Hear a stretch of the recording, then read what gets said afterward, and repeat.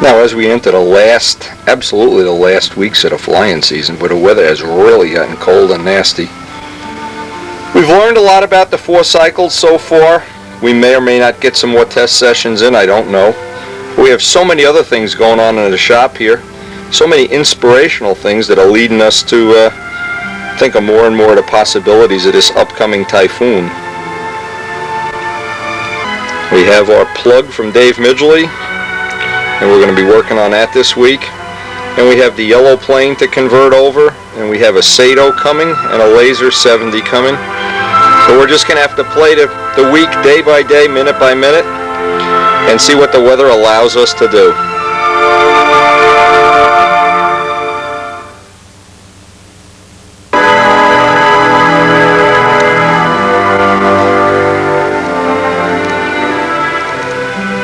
Anyway, several people have sent us stuff off the internet so far. We've downloaded a lot. Don Dixon has printed us up some. Joe Adamusco has sent us some stuff. We're just making a big collection of data so that we can make this model as world class as we possibly can. And we're still dreaming about having that electronic throttle control if possible.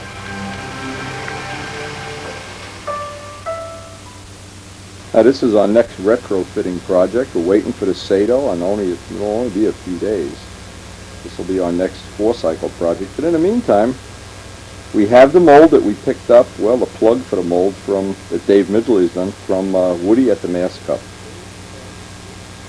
Now this is Dave's part. Dave, the way we figured we'd split the labor on this is he made the plug. First of all, Bob Hunt cut the cores out of foam.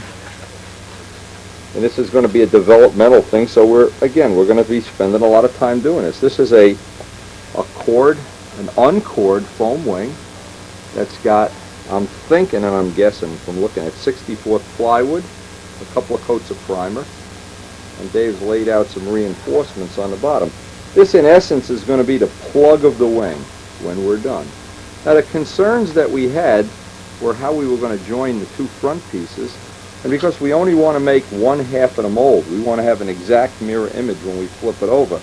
The most significant dimension that has to be really right on this, and knowing Dave, I'm sure it's perfect, but where these are going to join in the front and join in the back, down the whole length, have to be relatively accurate. And I'm almost sure Dave has really taken great care to do that.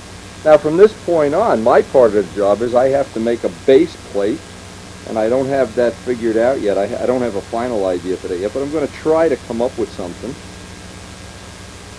Again, maybe a trip to Home Depot or down to the Tombstone place will be appropriate. And then I want to glue this to the base plate and then put a final finish and make a... What are you doing here? Make a final box around the whole thing so that my mold will be relatively stable. I don't want it to be flexible. Then I'm going to try to use any one of several methods, maybe even the method I'm going to talk to Ed Gallagher and see about if he'll walk me through one of these urethane foam molds, which we've already put on the video, the big giant wheel pant ones. We've got several choices, several options.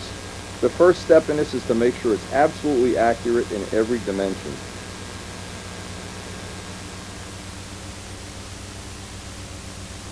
Now here's what tentatively could be a problem, and I've been trying to dope this out in my mind. So I always try to walk through my mind and see if this is going to make sense. Again, because it's new stuff, so that looks as accurate as I could ever expect anything to be. Accurate here. Again, what we're doing, we're allowing a little overage, so when we go to make that joint down the trailing edge, we have a little extra material in it that's going that joint.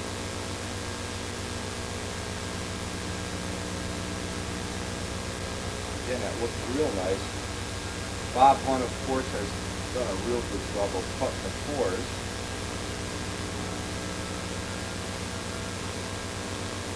What I'm real concerned with is when these two join, we have to come up with some kind of a joining system.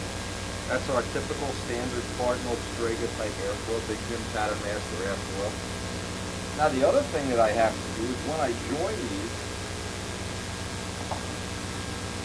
I have to be absolutely certain. For instance, one of the things that we can't have is this.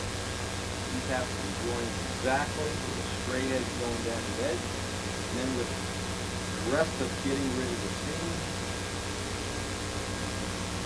So the next part of this job is to get a nice base plate that's more than the length of this, by some amount, a relatively rigid base plate. One of our first choices would have been, this is a piece of granite. This is what was built in the factory on there. I know this is real nice and level. The problem with this is, it's big enough, long enough, wide enough. You would think, myself to have this possibly for other projects. I want to have that in the shop for now. If this doesn't work out for whatever reason, then the next alternative is to go down to Home Depot. It's actually just sitting outside. I want to clean it up anyway. Keep in mind that the stability of the base plate is going to determine how accurate these two clamshells are. And because, from my knowledge, nobody's ever done this, and the CAS is weighing these pulses.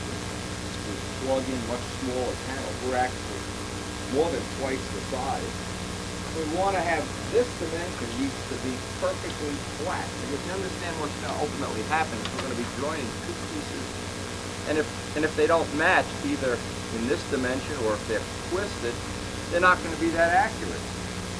And it may be that we want to make many rings out of it. So once that mold is made, just like the mold for the Miss Athlete body, we can make a virtual unlimited amount of parts. So you can see the first problem we've run into, even though this plate is perfectly level, it's just not big enough. And the other one that Mike has, I don't think is any bigger. I think they're mirror images. So what we're going to do, basically take a break, go down to Home Depot, and try to buy some Formica covered particle board or something that will remain very stable as a base plate for the mold. And we'll do that right now. Here's how it worked out. The material that I hope is going to be enough, or it's going to be the right stuff, is about $37, $36. What we've done is pick up some, this is 3/4 inch particle board that's got a laminate on one side. What I'm going to do is join the two pieces to 1.5 inches. Get off of here. So the next thing is I want to perfectly clean these, dry them all off, and get ready to join these together. I also bought some, and I'm trying to keep everything simple, like Home Depot kind of stuff, some angle iron. These were about $4 a piece. Just to reinforce this. But I want to make, this is a very traditional, typical base plate, and we've done this before. What I want to do with this laminating stuff is make sure it's clean, get these crazy lasers that Home Depot put on it. I want to clean the side that I'm going to join with some M600.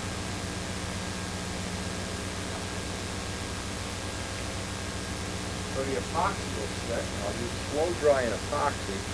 When we made the original wing mold, this was one of the things that you might join with. The base plate was extremely straight, and we can check it, babysit it as it's drying.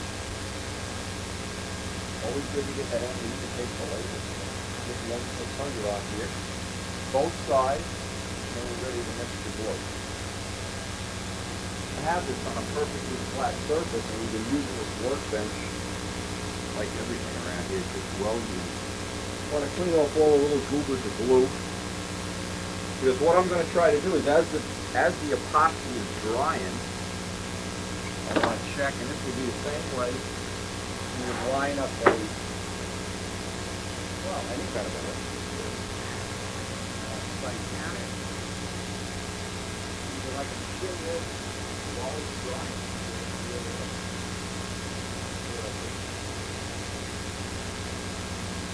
Everything looks not too bad if you do it. Before I mix the glue, I want to make a little trowel up with little, you can obviously buy a trowel with little teeth. Any kind of laminate like this. I just don't happen to have one, but I have plenty of these from doing the fiberglass other projects. You want to have little teeth. These teeth are going to serve to let us spread the glue around a lot nicer. Now, there's one way of doing this with contact cement, the way you would do Formica, but the problem with that is if you miss, I want to have some time to babysit this, get weights on it. I don't want to take any chance that I'm going to be building a crooked piece, because remember, it's crooked in two ways. If it's warped in one dimension, when you go to join the two together, it's going to double the amount of error. So we really want to get that original line as straight as possible. And again, once the tooling is made, even though I'm trying to keep track of the cost of doing one of these, because obviously we might want to do one for the Typhoon eventually, or something similar. But once that mold is made and you can get correct parts out of it, and it doesn't have to be fancy, that's certainly good enough. I'm going to use is ordinary SIG, where one tube is bigger than the other. The reason for not using 5-minute glue, I want to have time to shim this, check it, babysit it. This will give me a working time of about more than 15 minutes anyway. Another good tip is when you're doing a big layup like this is turn the heat down in the house or the shop, or do it on the cool part of the day. Gives you a little extra dry time. So you can just lay out random glue stripes. And wherever we lay the glue out, we want half the amount.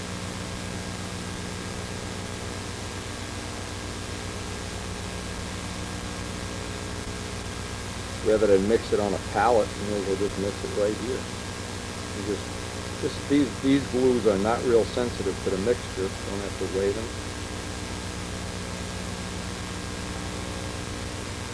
I'm using the trowel.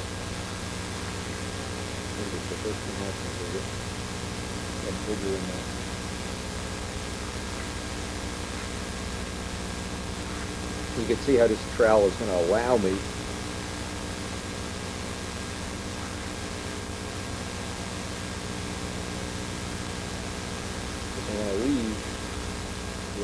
when I'm all done, I want plenty of mixing time, and I want to leave like a grid work of glue on the whole piece.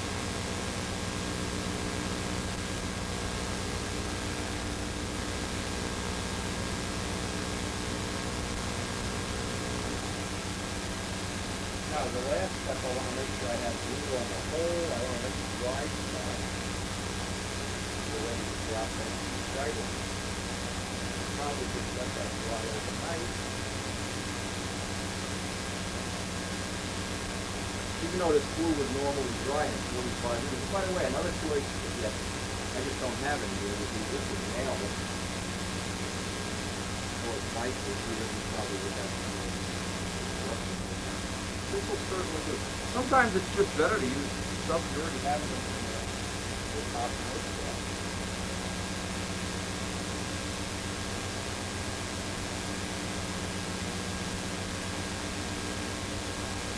Again, now the trick is, before we put this away, I want to babysit it. It's the babysit.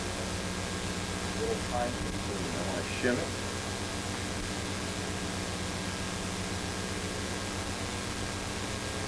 That way. I want to get the two finished edges together.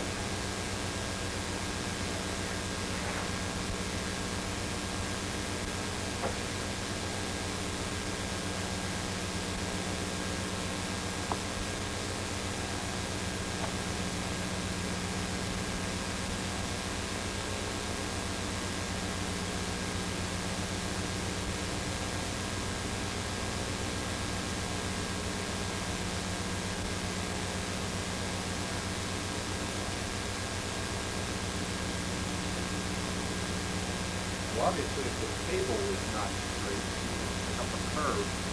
So the first thing I've done today is make sure the table is zeroed in relatively close in.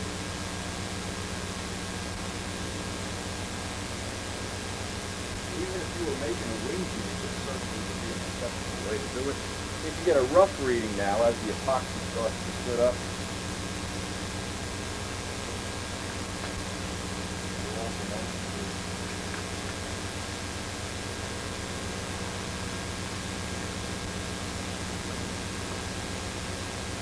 you also can take a string and go corner to corner. That's the final test.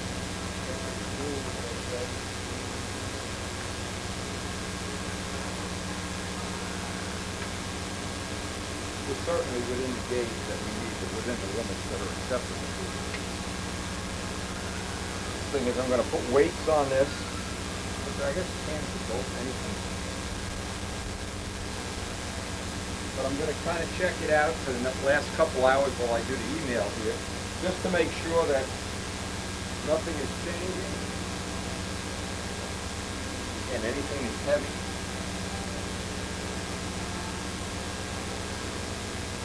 Spread the weight out equally like this.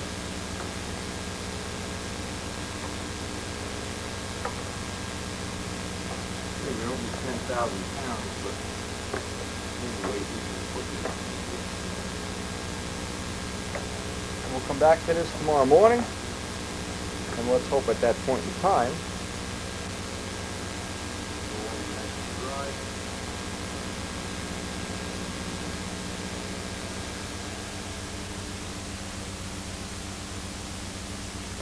Hey, now in today's mail, boy, I open up the first thing in the mail is this nice big envelope of pictures, and he did these, Don Dixon did these on color. I don't know if you can see how shiny the paper is, but I certainly will be using these. In fact, look how big they are compared to my hand. I'll find appropriate places around the shop to hang them. These are the ones we took off the internet. He downloaded it, which obviously he has a good color printer, something I don't have. And these will be inspirational. These, I'm sure we're going to use these over and over to reference the details and shapes and things like that. Ink lining, for instance. Now, I just personally find, this is a personal thing, the Typhoon to be just an unbelievably attractive model, number one, and something that, because of the four-stroke potential here, I just really feel like it's designed for a four-stroke. It's going to lend itself well to this. You certainly couldn't make a tuned pipe variant for this. There's no bottom. Where the wing ends, that's the end of the body. It'd be really out of scale. On a photo like this, one of the things you can get is the ink lining, and that's one of the things I really always, they never really show it in the pictures up close, but the back of the flaps if you were making a scale model. Don, these are outstanding pictures. The details up by the exhaust, cockpit and canopy details. And as we thought to gather data on the Typhoon, same as we did for the Spitfire, I'm building a little library up in the Spitfire bedroom where I keep all the Typhoon-related stuff. And one of the things I really like, I think is really cool, is this leading edge being similar to the Spitfire. It's got the cannons in the leading edge. Just a lot of cool stuff here. Again, these are all off the site. Typhoon site, that we've had that on a previous video. I believe Doug Moon was the one that originally uncovered this. I don't know, not really sure who to give the credit to, but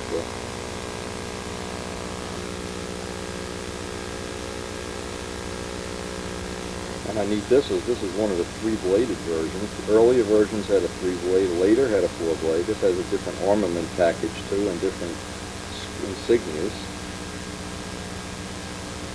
Elliot has told me that there's still one Typhoon flying in the UK.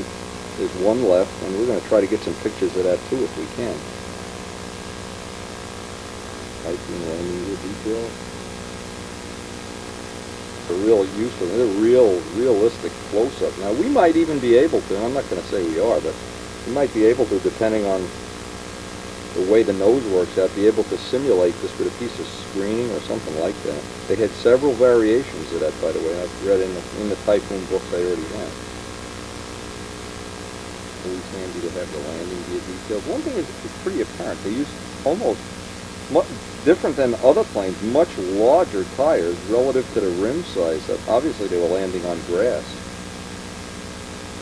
Detail, trim tab detail. Everything, thanks a whole lot. I appreciate these pictures. Also sent me a copy of, and I'll obviously take care of this and add it to the library. March 1980, Air Power, Typhoon Tempest Tornado. Here's some of the pictures from that article. My friend Walt Brownell, who's excited about building one of these guys. Walt, if you're interested in borrowing any of this literature, please just let me know and I'll be glad to share it with you. Or anybody that's going to be on a Typhoon phase here. a nice camo job here. It's a little bit different than normal. Not sure how many variations there are, and I'm not sure which ones we're going to ultimately use. Now, one of the things that always impressed me here, the Typhoon is a relatively large plane with that 24-cylinder engine. It's a large plane. It certainly towers over a Spitfire or a Mustang. So we'll look at what that Napier Sabre 24-cylinder engine looks like with the aluminum shrouds are up, the wings sparring. You can see the radiator in that giant scoop where they decided to put the radiator. When Harold Price was doing his Bolt and Fall Defiant, he was gathering pictures and saving things, and at the time I thought, man, that's a lot of work. And here I am doing exactly what he did 30 years ago. That plane still exists. George Gatis, before he passed away, totally refinished it, and it's in mint condition. I wish someday we could go down there and get another look at it. It's in his wife Diane's cellar. So in a lot of little ways, I'm following in Harold's footsteps here. Look how big the tires are relative to the plane. That's something I have to keep in mind. What landing? Can you imagine landing? Imagine with the throttle landing this guy. Caption. Yeah, just put 4 ounces in it. It's a 4-stroke. No problem. The late model one, the Tempest, with the kind of elliptical wing. Already evolving up. Very, very interesting stuff. Again, thanks to Don Dixon. We really appreciate it. And again, anybody that's real interested in this, really thinking about doing up something like this, we're glad to share all this stuff with you. Reading more and more about this whole group of planes, the Typhoon and Tempest. They really were in the very beginning not that usable, but later on they figured out how to use them to take out tanks and bridges and railroad trains, keep them at low level, and they were able to carry a lot of armament. I expect soon we're going to have the preliminary drawings from Elliott too, so we can kind of fudge some of the things we need to look at. Things that are just a little bit different than average is the landing gear, the wheels are a little bigger than you would expect, and the cockpit's a little bit smaller. And the reason for that is it's a big airplane. This is a large airplane in real life. For the other pictures. An excellent magazine, by the way. Amazed at how many old magazines, a lot of times you can pick them up for $0.25 a piece or something. It's amazing how much good information is in it. I was at Billy Warwood's house. He at one time had a Guardian. A lot of people don't even know that he had a Stunt Guardian with retracts. Now that 4-strokes seem like they're coming into their own, it might be another good choice of a model, like a Bearcat. A great addition to our library. We're waiting another day for our stuff to dry here. We're going to let it just sit another day. Mike is here, and he's going to start building up a tail for his new plane, very similar to a Miss Ashley tail. The first thing we did was weigh up all the wood, put the pile in order, make sure it's all A-grain, because we're going to make the molded parts. And we sure want A-grain. Take the lightest piece of A-grain that we have. Put it right in order. You got some that are 11/8 in there. Building a new plane, he's already got the wing finished, in fact. But one of the things that I've noticed that we want to do better on his next plane is we want to work on the weight, getting it a couple ounces lighter. And the easiest piece to get lighter is the tail. When you use this method that we use of making a molded leading edge. And we made up, since we don't know who, I think Jacobone has it. We don't know who has our jig, but to make the wrap on the leading edge, somebody borrowed the jig and didn't give it back. We just use a 3/8 wood dowel. We need 24 inches of leading edge, so we're just taking a middle piece out of here, and we're going to soak it with ammonia and wrap it. The two things you could do, of course, you could wrap that leading edge piece and mold it with molded balsa. That would be very easy to do. The other pieces, we can just wrap it. We don't even need an ace bandage, and shove it down in our little jig fixture here and let that hold it in place. Either way, don't loan out your piece to anybody else. I'll bet Peabody's got it. And the other thing is, because Mike's working on trying to lighten up, yeah, you might have it, trying to lighten up the weight, we've gone through all of the wood and taken out the lightest A-grain piece. We want to start making that and cutting out the ribs from good quality, lightweight. This is about 5-pound wood. In the meantime, we'll give this thing an extra day to dry here. It's not going to hurt anything, that epoxy, and the longer it sits, the less likely it is to have, when we're all done, have a little dip or a bow or something. And we really want that base plate to be nice and solid. That. Okay, soak it up good. Breathe the fumes. Always bring. Make sure you notice this faucet doesn't need to be replaced. Yeah. Get it good and wet. Don't be cheap with ammonia. Ammonia's cheap. Is hold this end. See, we're wrapping the balsa around that dowel. That just holds it in position, those little John Pottier pins, and then you can wrap this. You want to wrap it tight, but I mean, don't make it like you're towing a car.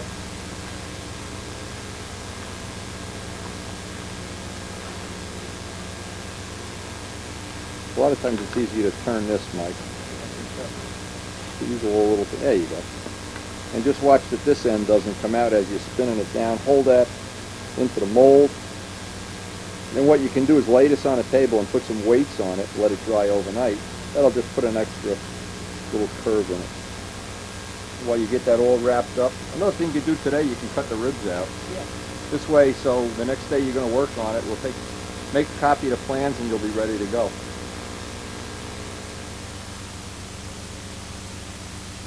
Oh, there's a nice tail. Hey, go over by Mike. Help Mike. Mike needs your help desperately. He needs your help, Pete. How can we get any work done with you in this shop?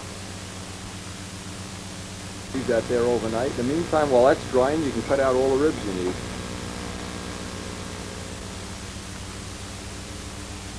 Using Elliot's plans, we're going to make a template, because what we're going to do is make a cardinal version of this tail, and obviously the tips will just go out and come back a little bit so it matches the wing. All right, the first thing, we got those being molded up, so we're done with that. Let's make a template for the biggest rib, make a plywood template for the longest rib, and then count how many you need. I think you need 24. See how many ribs you need to make. You need one here too. You can show that on the plans. One here, one in the middle, one there. Nice job on these plans, by the way, the good old Miss Ashley plan. Made a template for the longest of the ribs, so Mike can cut out all his stuff over on the, cut this out on a jigsaw. Leave the line on this template so it's a little bit oversized. In the meantime, we'll weigh up the sea grain wood. We'd like all of these to be sea grain. Now this is nice sea grain. We want all the ribs to be sea grain on this. A 14 grain 4-inch piece. What'd you figure you need? 24 of them? Yeah, 24. Okay. And what we do, we take the last little bit off with a sanding block. I want to use the sea grain for the ribs. Pin the template right down there and just go right around it. Using the XL cutting pad. Brand new blade. And you got to make 24 of them, baby. The pins hold it in place. Just trace around. Try to hold the knife 90 degrees.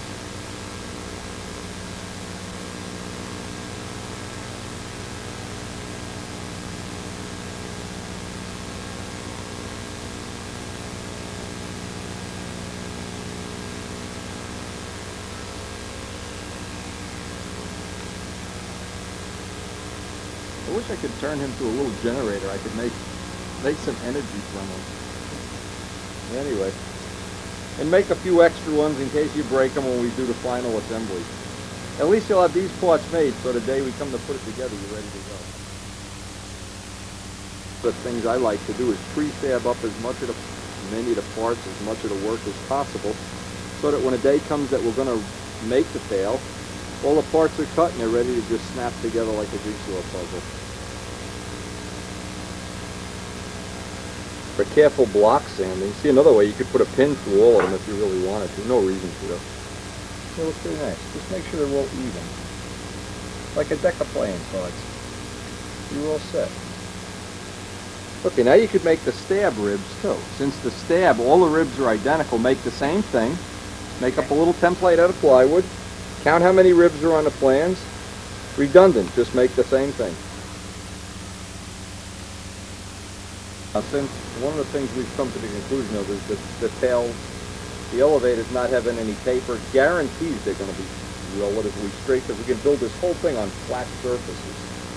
So all the ribs are exactly the same. There's no taper in it. We're just going to change the tips to look like a cardinal, but this is an excellent way to make a tail. And the more you can do to prefab it like Mike is doing, really makes it easy. Same thing now, just take, you can check that you have your template for this. Make a little template for this, and you're all set. Same thing, you got a little 16 plywood template. You could actually put that in with a pin if you had. You know. Now, the only thing you didn't do here, you got to make these flat in the front. Because we're not going to make this piece, we're going to make a flat piece in the front. So just connect the dots. You're going to make that solid leading edge, otherwise you got nothing to put the hinges in. So just take these and connect the two dots. You're going to be too twisted. No, they'll be fine. Not allowed to reinvent anything on this tail. That Miss Ashley tail came out so good, I don't want to make any changes to it. Tail really was the easiest to make, the lightest, and the strongest all at the same time, and it was a take part. But the reason is these are constant chord, so you can't make them crooked. This is a flat tail, you can't make it crooked. And what's the one piece on your plane that's got a twist in it, right? The elevators. So we'll eliminate that problem in one stroke at a pen here.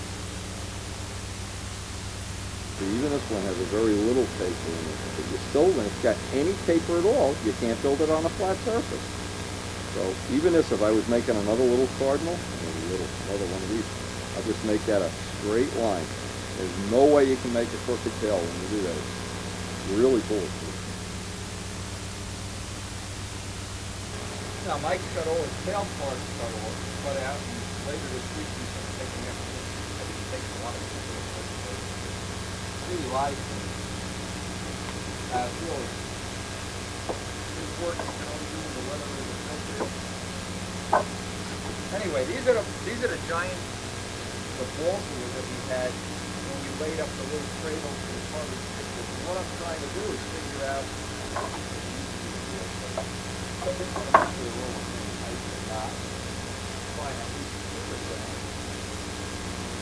just to keep it from breaking when you want to use it. You don't need to make a big deal out of that.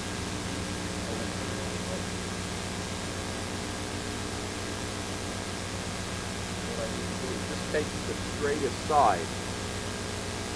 You know, stiff like this, and that's really stiff. Because we have a flat table, I'm going to try to eliminate this. I'm going to have to use up my big block. What I want to do, though, is make sure when I flip this over,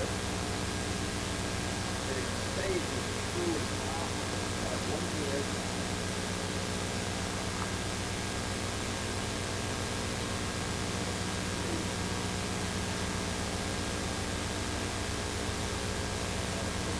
because it's so heavy, it'll make laying up the mold relatively easy when we get to do that. And I think we can just eliminate it and put these back into our mold for supply.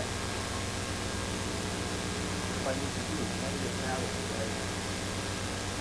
Stay good at it like a job. I'm not sure if I want to go there. We're not going to salvage it. And the biggest thing is to make sure our number one thing is while the epoxy is drying, we're going to do this with epoxy.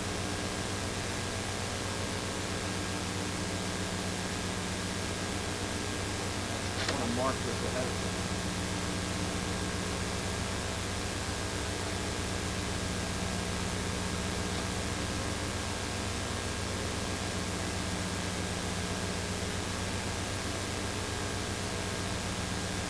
Now I need to mark that. As this thing is revolving, what I'm going to do is I'm going to lay out. I need to get this trailing edge perfectly straight, and then I need to fill this little gap. There's just the slightest amount of gap on this.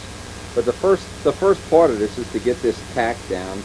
And I think what I'll do is I'll use 5-minute epoxy. Tack one side down, let it dry, then tack the other side to fill that seam with some 5-minute.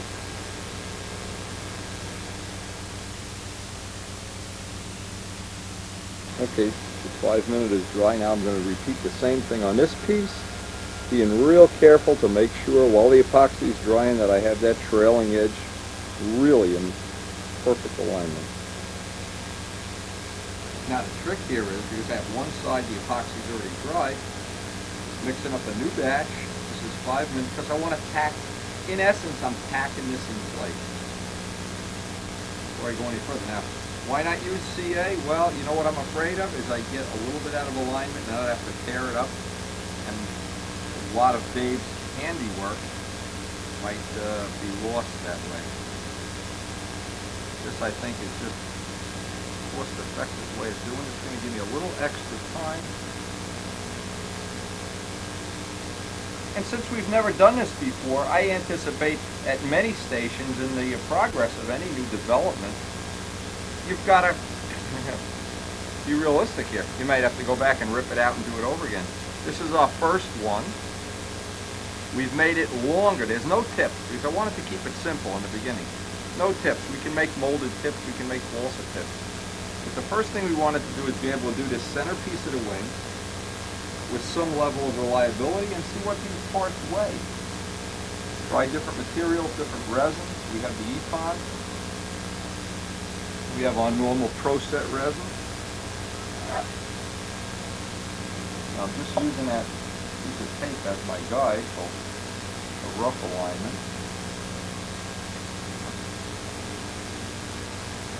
Now he's got some kind of primer on here, but I don't know what kind.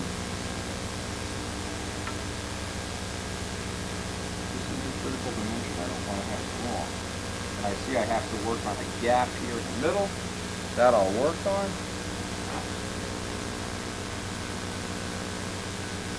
And then I have to build the edge here.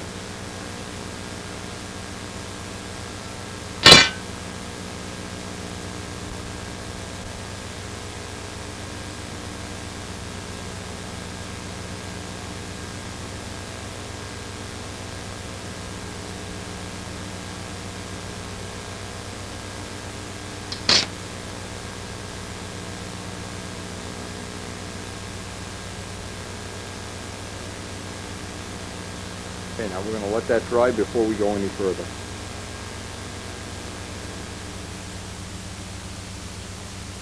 Trying to make sure we have that trailing edge razor straight.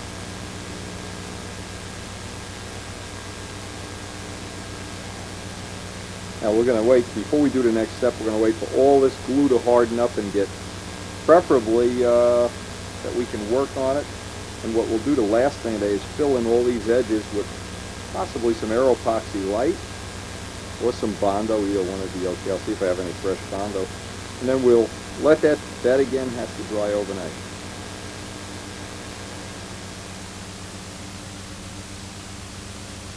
What I want to do is, I want to mix up some Aero Epoxy Light. This is the last thing I'm going to get to do tonight. This is the end of our adventure. Fill in all the little dings and get that edge flared in.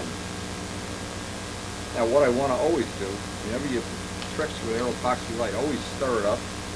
Needless to say, it sits in storage for X amount of time. You want to start by carefully stirring it up. And I want to take out, and I'm measuring with a grain scale, 2 to 1 by weight. Not by volume, by weight.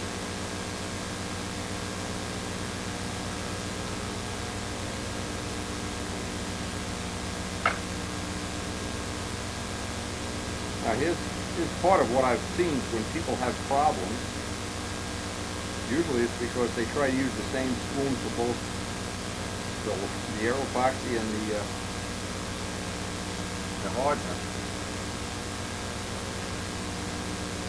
Not a good idea. Now we want to get a grain scale weight. We know we have 7. 7 is the pair.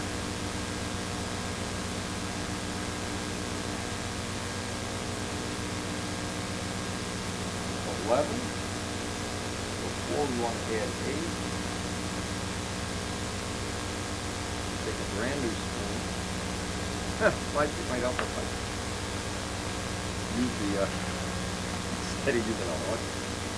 Anyway, again, a little bit of stirring up. It's cold in the shop. This material is cold. I don't want to put it in the same area. See if one floats.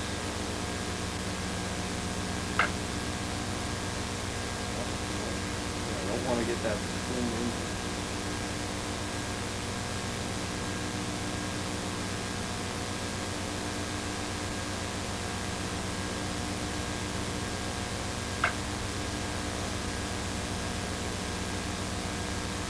Okay, now that's the amount I need. Now I take a third spoon, and the third spoon, or stirrer, stirs it up. I want to throw these two away immediately before I wind up with a problem with contamination. Have the weights on this right. Now the next step is, when you think it's stirred up and it's all a uniform color, and obviously that takes 2 or 3 minutes, you don't need to put the whole thing under here, but when you homogenize it, it all becomes one color. The next step is stir it 2 more minutes. Anybody that's ever made a fillet and looked and there's a dark spot, because you didn't stir it up enough. 2 minutes after it's homogenized is a good starting point. Now we're going to get a nice sharp trowel and trowel this into any little imperfections. Tomorrow this will be hardened up and should be real nice to sand. Bondo would be a good substitute if you didn't want to use Aeropoxy Light. If you're not trying to keep this light, it's not a big deal. But for this kind of mold work, I think it'll work fine. Right down the seam is an area. Fill, I want to force some of it down into that groove. Because the material sands so nice, you don't have to worry if you leave a little extra on.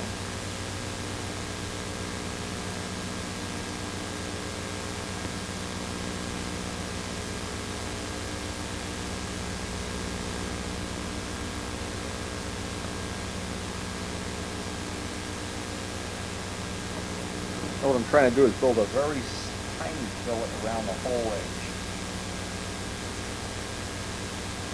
Definitely, I remember from years gone by not to make this,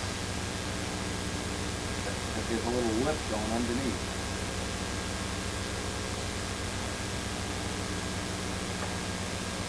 Want to get a nice 90-degree angle with a very slight little edge in there.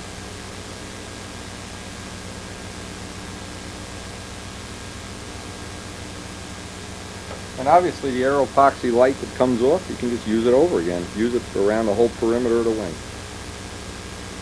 Wipe excess off with a little bit of alcohol on a rag. You're just leaving that little fillet right in there, very small fillet.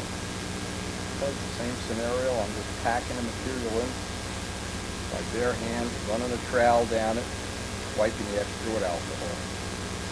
This goes real quick, because then we want to start working on all the little defects and getting a primer finish on this.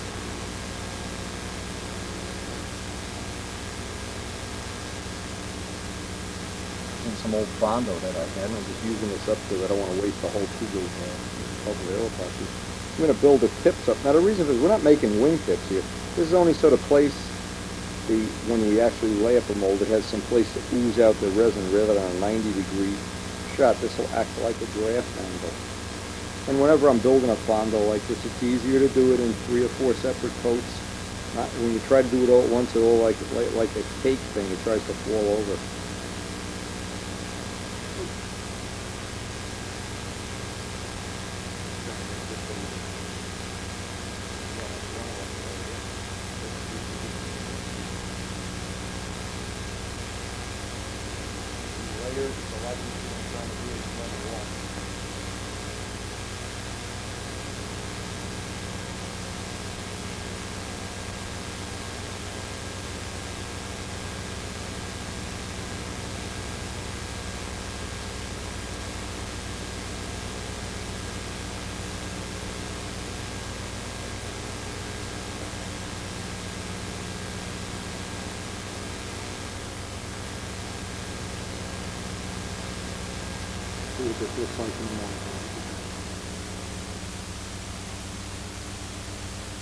Now what I did after the Bondo dried, I used up the Bondo that I had, and it's old. I put on a skim coat, a very thin coat of Aeropoxy Light. I don't like to put this stuff on in big, giant, thick layers. It's better to put it on in thin layers. So what I'm going to do is put one more coat of air epoxy light. Try to get this a smooth transition. We're not going to use this. We're going to trim off the end of this. But just so any cloth or any resin that we get out there, when it's being pushed out, it has a place to go. Now obviously what we need to do, once we get this last coat on, I like to build this up in thin coats. The final coat, we'll get it all sanded out. We'll sand the whole thing up. But I'd like to let it dry overnight. This really, the first skim coat's just dried up beautifully. Looks like we may need one or two more coats here. But that's the nice thing about air epoxy light. You can just put it on in skim coats like that. Sand it as necessary.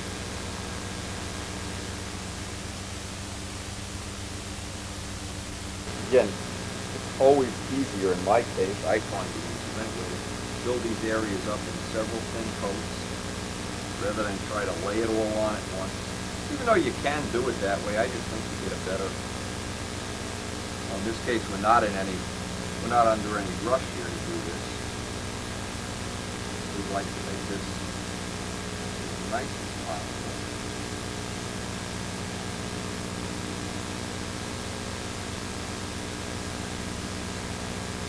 Anything we could do to make it easier. The sand is part of it, the shining part, polish it. As you get more and more on here, what happens is it gets easier and easier to get a nice flush. When you're dealing with a big thick coat, what happens is once it's sagged down, it's a problem. When you're dealing with thin coats, it's right around the edge. Relatively easy for people that have not done. I mean, when I was a kid, we did Bondo every day of our lives on $50 cards. But if you've never played with Bondo or air epoxy, you can just do little practice things. And you'd be surprised how quick you learn what I call troweling skills. Troweling skills like you use on sheetrock work, on masonry work, is very good. A little bit of a skill to it. Obviously, in every mold making operation, there's a good chance there'll be some troweling.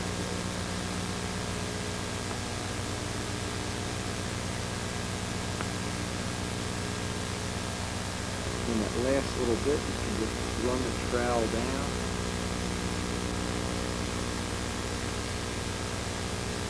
Even though we're going to sand this, we're trying to make a minimum amount of labor on it. And then, of course, this gets put aside to dry again overnight. The next day we work on this, we'll be doing a sand out. Looks like maybe a touch-up, prime, a few shots.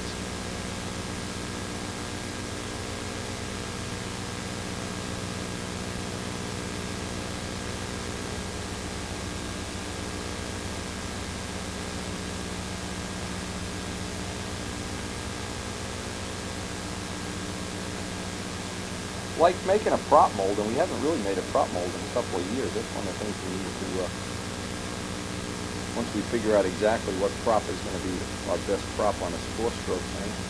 Because every time you do, you wind up with a prop that you really can't buy, like a Rev-Up 14.5. Really, no supply of them. But if we have the ability to mold them, once we get exactly what we want, that won't be a problem either.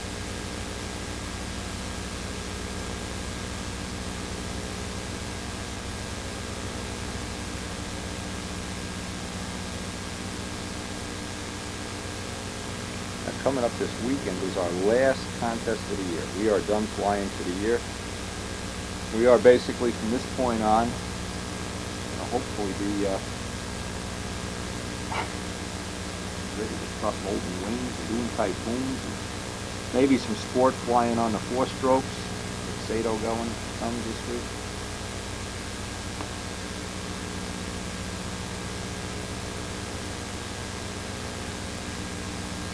A nice thing about air epoxy light, when you do make a little blunder or mistake, it's easy to touch up. It's not a problem to sand even these spots off. You could just, a couple of hits with the paper, it'll come right off, but with the alcohol, it'll save even more time.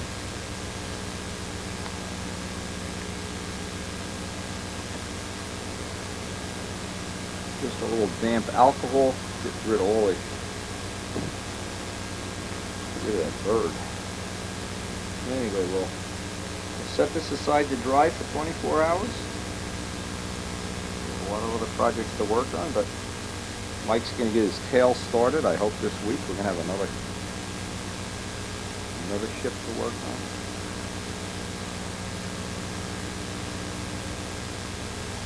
Now this is an old trick you can try. You take some alcohol right on your hands like this, without pressing down hard, very gradually. The trick is not to press down hard. You feather it in. One of the abilities Aeropoxy Light has is feathering ability. A lot of Bondos don't have that.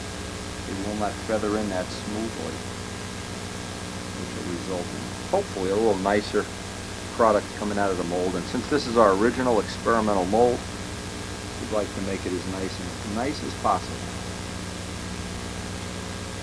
Typically got to dry 24 hours. Well, today what looks like it's going to happen here, looks like it's going to be a nice, brilliant fall day. We had a couple of days of rain. And I figure I'll go run up the field since the contest season's basically over, see if anybody's sport flying up there and maybe get a couple of flights. I have some interesting stuff to do on the prop, and I'll show that on a video when we get up there. Real interesting prop demo to make for you.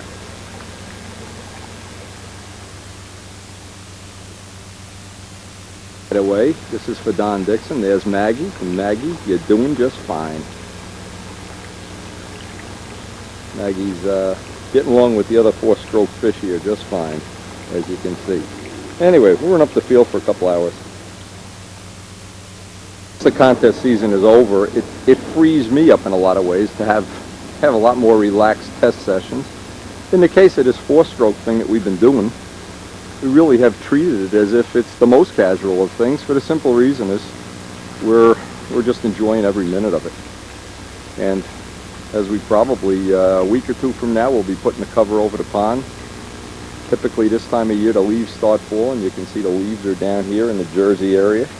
Once they start falling, you really have to cover up the pond, but we have really had a wonderful summer. We've enjoyed our backyard. We've enjoyed developing the four-strokes, and I hope we're going to enjoy this wing mold. I hope we're going to be having parts come out of there real soon.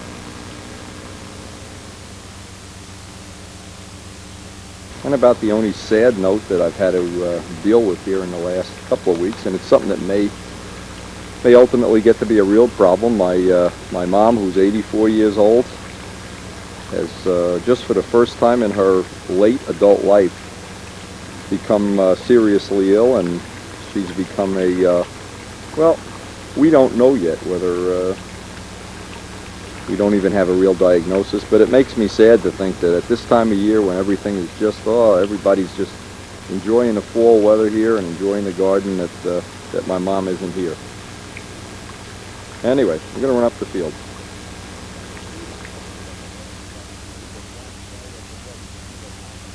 Last time we flew this plane was at the Mass Cup, and we were flying flight after flight. You can see what's happened to this prop. It's from being in the grass, it's just all chewed up. Both tips are chewed. This one's pretty well chewed up. But a significant thing, once you have a prop like this, and because you just can't buy more of these, we were mowing the grass. You have real low prop clearance there.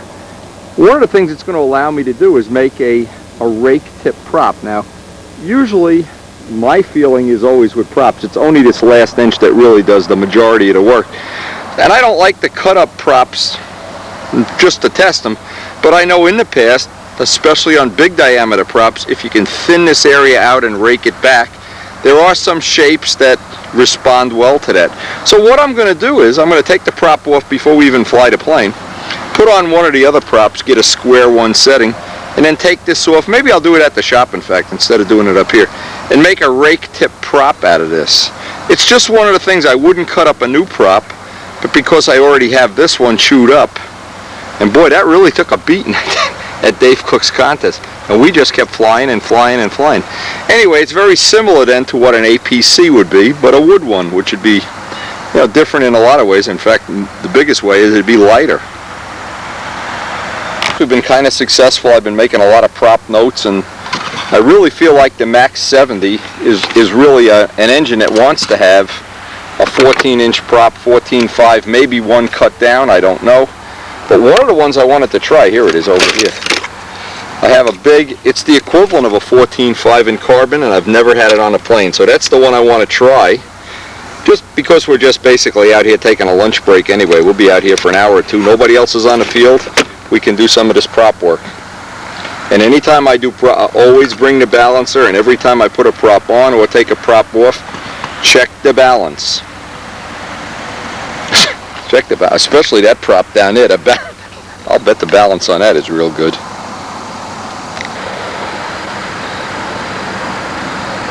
Okay, that one looks okay. Whoop, that's the wind blowing. But what I usually do, especially on a carbon prop, or one that's already been balanced, try it both ways and try it. You've got breeze blowing now, but you really can't tell. Well, we still got a heavy blade here. Never had this prop on a plane. We'll just take a square one flight. I'm not going to record any of the flights here. So we only have about an hour, and then we have to get back to the shop. 1 o'clock, we start doing serious business here, and I'll work on that prop back at the shop.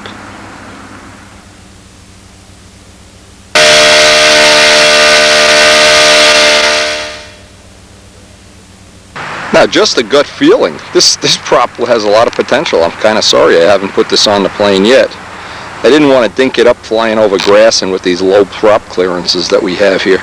Obviously, one of the things that you want to take into account if you're going to use a 70, probably not going to use a 13-inch prop. It's going to be bigger, but this one certainly is a mule.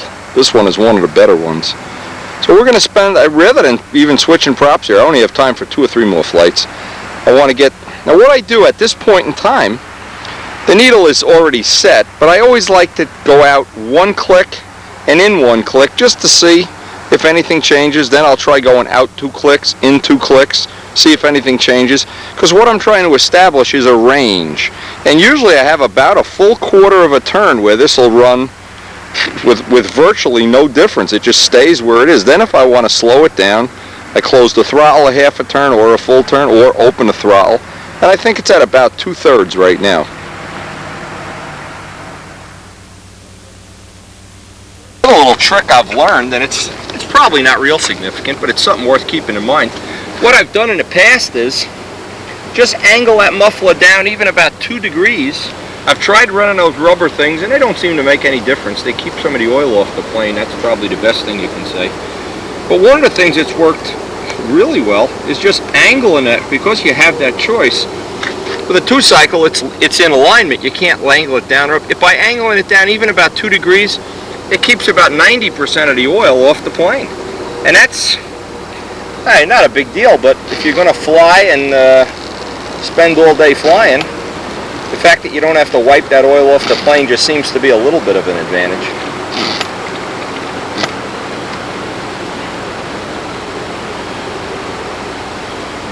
Anyway, I didn't even think of it till today. Now it shows you where my mind is. I have that tank I want to test, but I don't want to do the fit at the field. I want to do it when I have to take the engine out for some other reason, because I know I'm going to have to do a little cutting and chopping in there to make room for that little chicken hopper. Anyway, while our aero epoxy light is drying, we're getting some flights.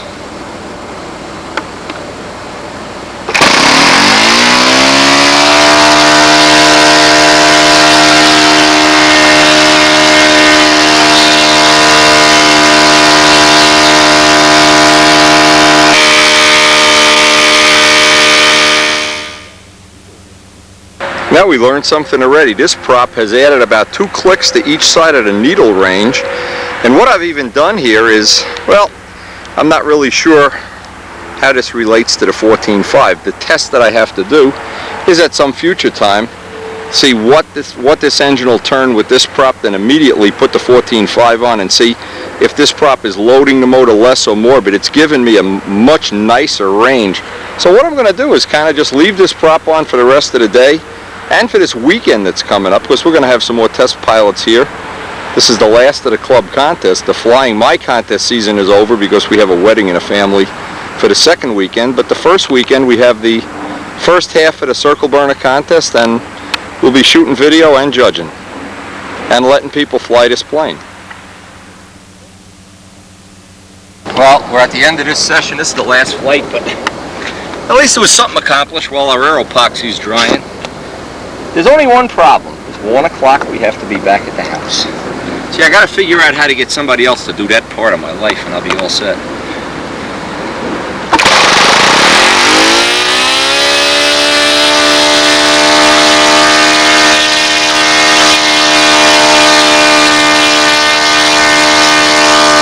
Here's the next thing I'll get a chance to test the next time we get to fly. And what I did, I just eliminated about 1.5 ounces of header. I want to see if this will work. Now, the reason for this is I want to maybe ultimately make, or have Jim Tishy make, a much shorter muffler, so only a part of it sticks out. And since we're not using, we're not using this like a tune pipe, it's possible I could make this a little bit smaller. I don't know, we're going to find out, but I want to get a couple of runs on that. When I have the header, I can just change it without even taking the motor out of the plane. I also put the chicken hopper tank in, so the next set of tests we have will be the chicken hopper tank and this kind of little modified muffler that we have here. And I'll hopefully get some flying later this week. Remember that prop that we had, and let's take a real close look at how chewed up this is. Now, a lot of people would just deep six this prop. Well, hey, this is the thing. Getting rev up 14.5s is almost impossible. So what I want to do, rather than throw this away, I want to show you how to salvage and at the same time make a test prop out of it. Obviously, first I'll see if President Nixon has some rev up props for sale. The thing I'm going to do is make a, you can see what I've done here, make a little chart, and it shows exactly how much of that prop blade is missing. Now when I realign up the hole, again, if you could just go buy more of these in a store, it would be fine. Well, that's not possible.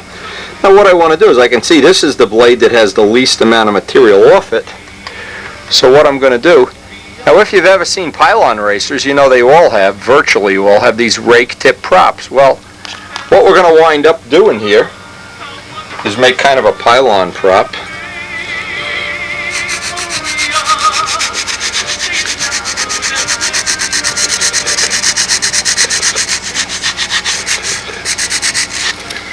Ultimately, you see, you have to take the blade that's the smaller of the two whenever you have a chip prop, but it'll be worth checking to see if there's any gain. Now normally on a high RPM engine you always pick up a few RPM this way. Now we can look, see how this, we can get that lined up. So now, you know what I'll do now is I'll just make my second part. Press that down. Now I can see this is the modified blade. Now I want to, you could do this with a dowel, by the way, if you want it to be really cute. Now I can see this one is a little more. So what I need to do is dress this one off. In other words, I have to make them both, just like balancing a prop, the size of the smaller blade. And it looks like this is going to be the one. We're going to wind up with probably something like a 14.5 APC blade shape. Again, let me move this up, because you can see how we revolving this, and you just need to get new pieces of paper constantly. When I was down by Dubjet, I looked at the Nats, I looked at all the pylon props. They all have this rake tip. Now, whether this is going to be of any value to us, who knows? But before I'd carve up a carbon prop, hey, I'll give it a try. Now you can see what I got here. I have to remove a little bit of this material. You see how I'm feathering this in? By the way, I heard from Bob Gieske and Mike Scott today, they're running 4 blades now, undercambered 4 blades. And I'm hoping eventually they'll send one up here, I can try it on a 4-stroke, since we're not running a whole lot different RPM than they are with the PAs. Now, what it may be appropriate here is just get up a new sheet of paper. You can just use any old office paper, it doesn't even matter. You need to center this, and then of course when we're done we need to rebalance the prop. Now I need to flip it. See, this is the smaller of the two. Okay, so now I need to come around here, and I know I need to take roughly that amount of material away. And again, just the idea of knowing how to do this, you can obviously experiment with any engine, any plane. A rake tip prop typically lets it unload a little bit more, maybe a couple hundred RPM, but like anything else, you got to see if it's what you want and if the motor's happy with it. Now, since we haven't done this on 4-strokes yet, now time for another one. And you just keep replicating this until it's like taking the weight off the heavy blade. You can pretty much, as long as you see the idea, I think the rest of it you could figure out. Now, if you came up with a shape that you were absolutely convinced was as good as it could be. See how much different that is? So now what I want to do is replicate this on this side.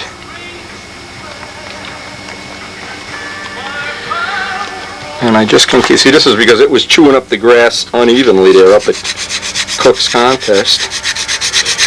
But basically now once we rebalance this, now I need to put a little bit of an airfoil in there. I can do that when I do the balancing. And ultimately what I want to wind up with is, and I could do it with a dowel too. Once you see how to do this, it's really not that hard. A lot of people have problems just figuring out how to do it. Now what I'll be able to do once I get this, I'll be able to take a stock 14.5, and of course they all have different, slightly different pitches. Okay, we're about as close as we're going to get. Now from this point on, you can see how thick it is there. I want to resurface the top so that I have slightly an airfoil shape. And then the final thing is just the balancing of it. Again, I don't want to change the pitch much because we have this pretty well figured out. Well, now that we have figured out, we've just been lucky.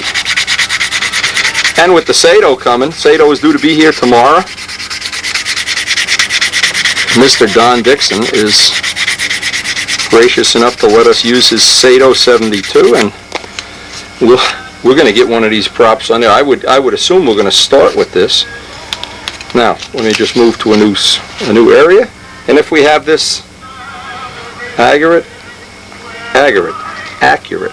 Speak English, Wendy. Okay, here. Now I can put, you can see I've got it.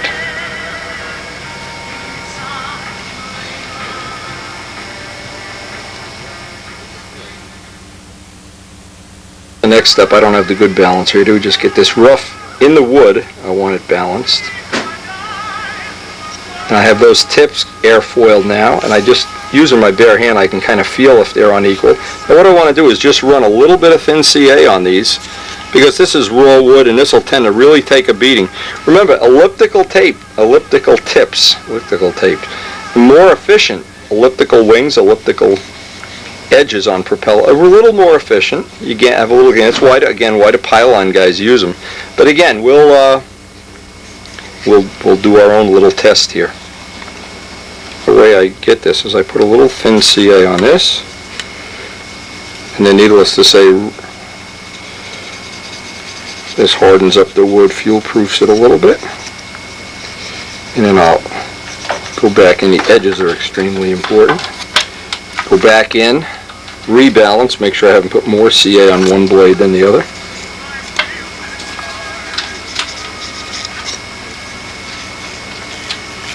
So we have a prop that basically was a throwaway prop, and hopefully we've rejuvenated it. And once that kicks, then we'll see that we still have the balance.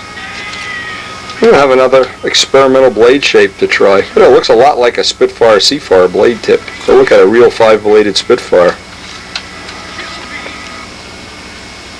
And it's rebalanced, and we're ready for another test on this guy. Really enjoying this scale video with all scale detailing. Really looking at this over and over again.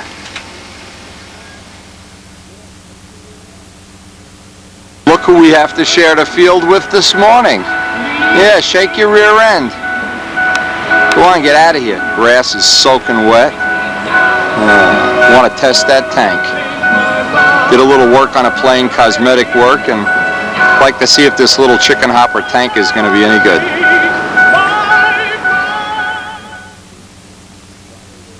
We Finally got rid of the geese. We just let the plane run on the stooge, and finally they left. I don't know, they don't like 4-strokes as much as 2-strokes. Not sure why. 4-stroke geese. Anyway, the first test I wanted to run, I've run the engine already. I wanted to see how it would run. The needle setting didn't change. It's just a little bit louder with the muffler like this, but the saving is it's a little over an ounce for that header pipe, so we'll have to decide that later on in the day. What I want to do is I want to see how this tank in flight, it's supposed to help cure this, that little chicken hopper tank, help cure those little burps of lean that we've had. And the only way we're going to know that is by trying it.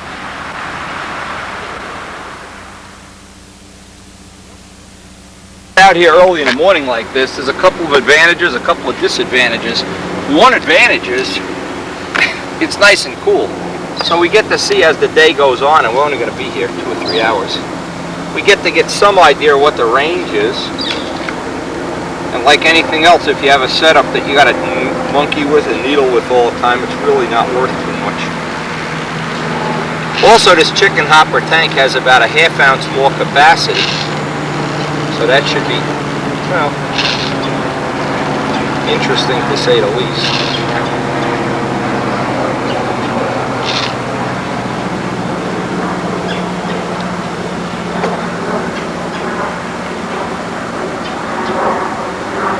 Again, if I don't like the way any of these headers and mufflers run, I can change them, but I'll give it a full day. I'll give it a whole day before I change it. It's, well, hard to explain.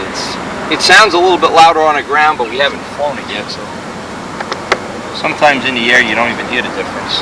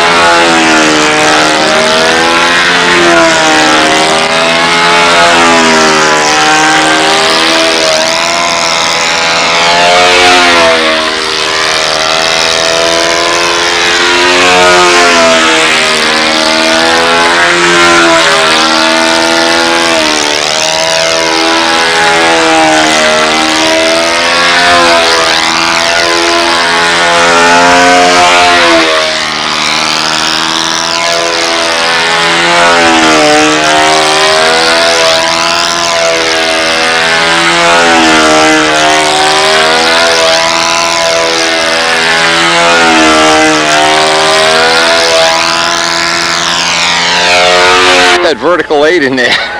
Oh man, when you don't back up fast enough. Now see, a couple of problems. The grass is still really wet. It's still pretty cold. Even though I have 2 flannel shirts on, it's still pretty cold. But it seems like this tank has somewhat cured that tendency to give me that big burp.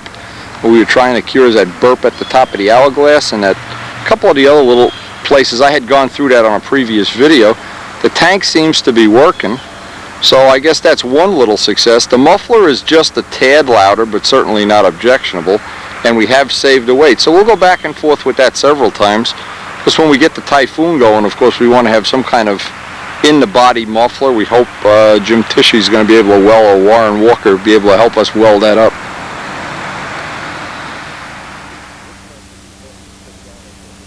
Had to try a couple of flights on this muffler, because it sticks out at such an angle. It gets oil all over the front of the wing, which when it's canted down, see, I don't have a way of canting it down now.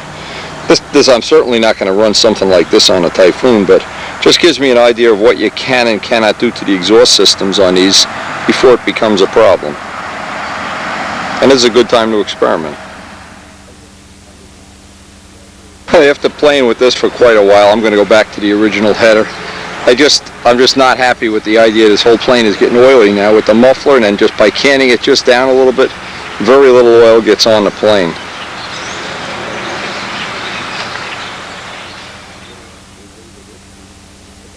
Of course, this plane does have a relatively hard corner, that little extra weight of this piece, and it's about an ounce really, with the nuts and everything. Doesn't seem to really matter. It's not a major thing, but this definitely is, after going back and forth with this many times and all these headers and everything, I know that you just need to cant this just down just the least little bit, and it keeps almost all the oil. Back in the shop, and I got some exciting stuff here. This is some diagrams, some schematics, some information on making up the throttle control for in-flight throttle adjustment. It's from Fred Cronwet. I mean, all kind of cool information here, so I'm excited about it. It's one of the possibilities we can use. Keep in mind, this is a system that's already in use in scale, and they have four servos. He sells this. We're going to put a plug. We'll put his name and address down here. But this is a system that you could use on a scale. I'm sure anybody building a scale racer. And by the way, Ken Clapson, that pond racer you're building with 2 4-strokes, this would be a good thought for it. Throttle back.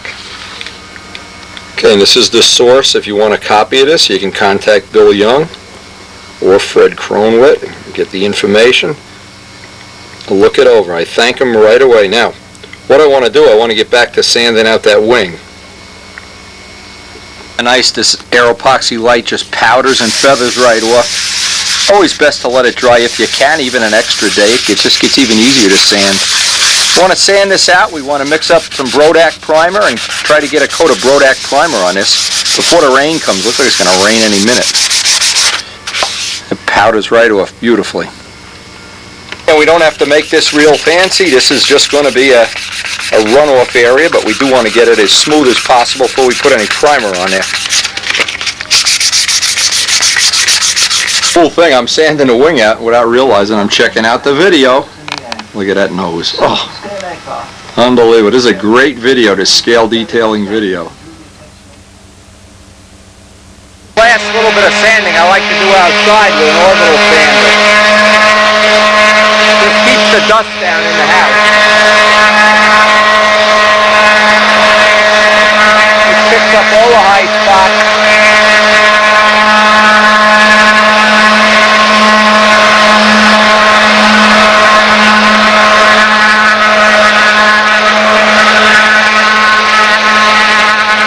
Always use your hand to find the imperfections.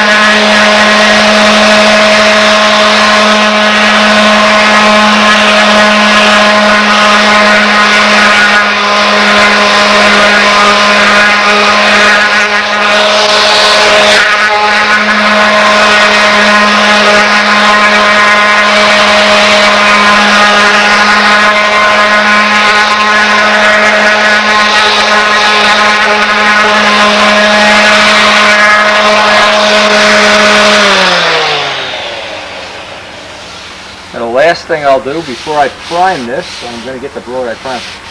Try to find any other little imperfections.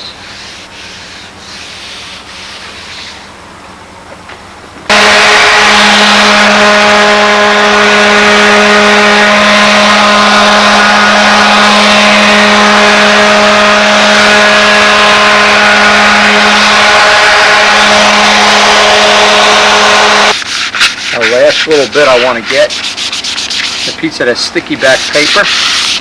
220. Compressor's running. We're going to lay a nice coat of Brodak primer on this and then put it aside to dry overnight. Again, I'm looking for flaws with my fingertips. And when I want to get rid of some of the dust, is the nice thing about working outside. Working inside, you're always breathing that stuff in, and that's what I hate. I have to just jig this up for painting.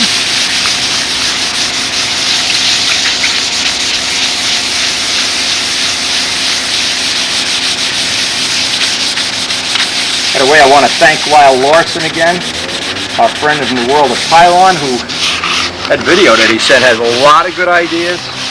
A lot of good modeling things. Plus, it's a lot of fun watching him work, knowing I don't have to do the work.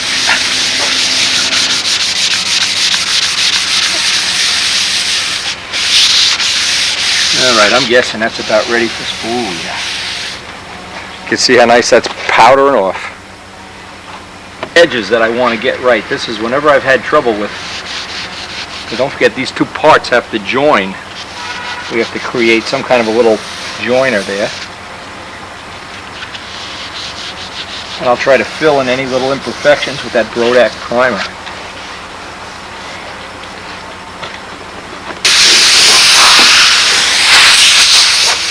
Little detail before we prime it, I need to get this piece in, and I did a very accurate tracing with a ruler. So this is on center because when we flip this over, this is going to be our template for the bell crank bolt. And I need to have both sides off center exactly 3/8 of an inch because our bell crank throw is 3/4 of an inch. So you always want to take half the amount of the bell crank throw and then offset the bell crank. So we put that in real accurate, check the center line for the wing so that it's not cocked one way or another. And the next step here is to, wow, just try to look at this, the rain, the leaves are falling, but we want to get a coat of primer on here if we can today. Now I'll blow all the dust off of this, wipe this down with M600.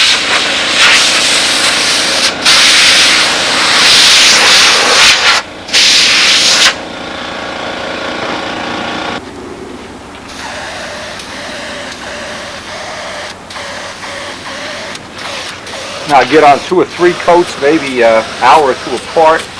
Kind of chilly here, so I know it's not going to dry right up.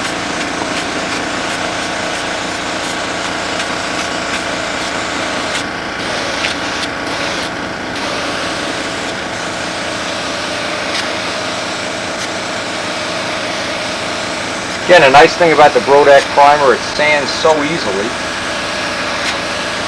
Actually, you can even buff it out. And we want to get as smooth a finish on this as we can. Whoop, I see a little spot there that's going to need some work. This is what it starts to show up the mistakes when you put a finish on something.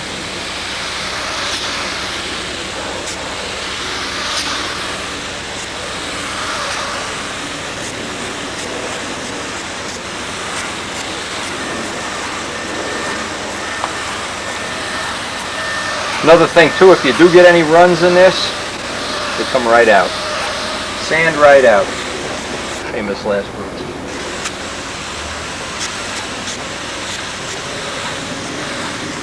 And of course we don't have to worry, like painting a car, we don't have to worry what it weighs. We can just paint away.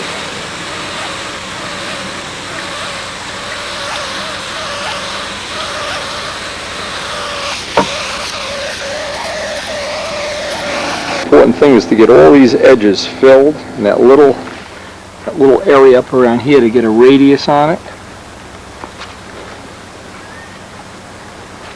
Yeah, it looks like it's drying up relatively well. We'll get 2 or 3 coats on this, and then we'll come back and work on it tomorrow and block sand it all out.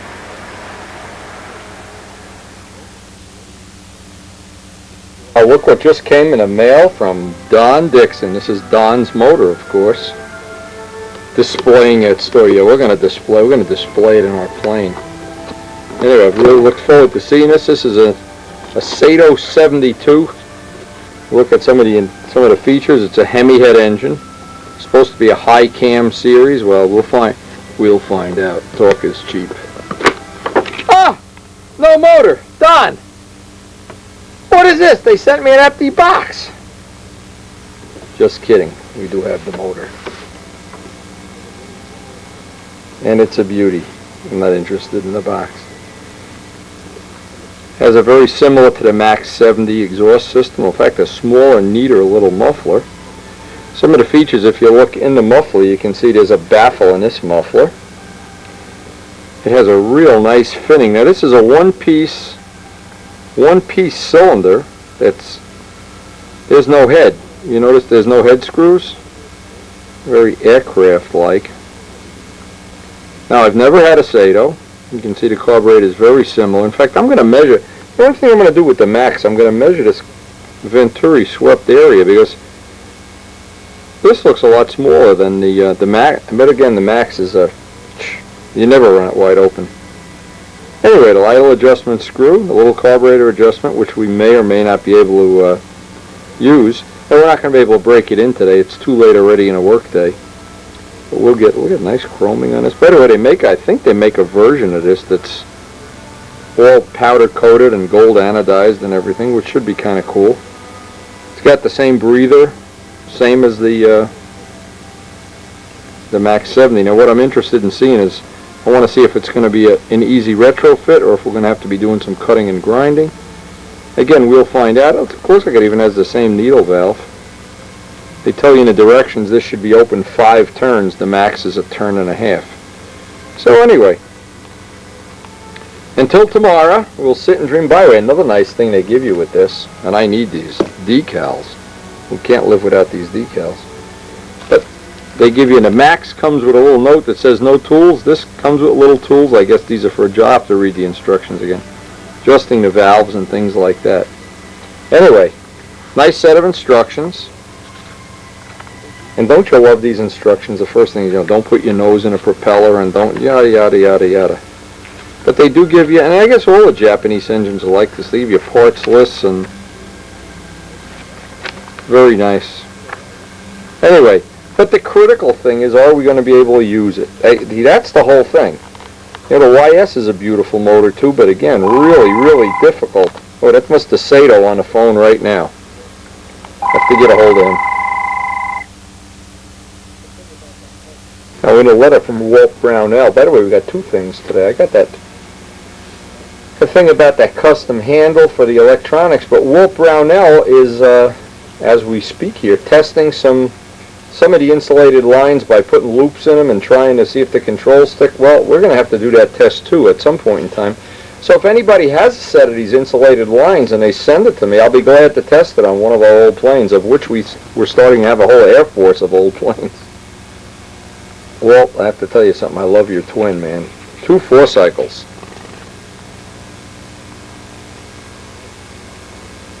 Just check this out. Imagine the sound. Walt, I hope you get me some video of this too. And by the way, with Ken Clapson starting that Pond Racer, you 2 guys should have a lot to write about. I think he's putting 2 OS 30s in there. Anyway, from Walt, and we'd like to know about those lines, if they're usable or if somebody can just go out with a ringmaster and see if they stick.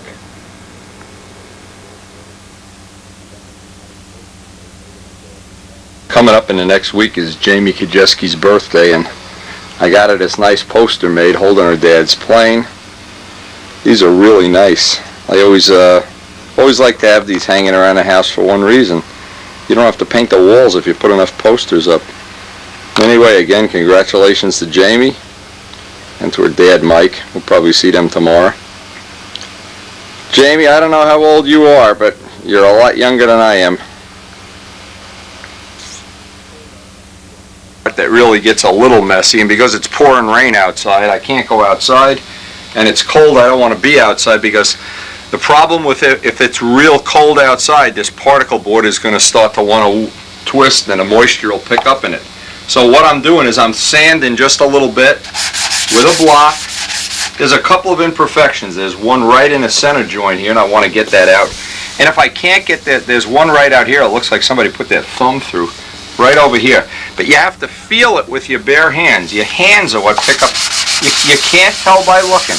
Now you can tell, Brodak primer, it just powders right off. Even if you were doing an airplane part, it just powders right off. But what I do is I sand a little bit with a block,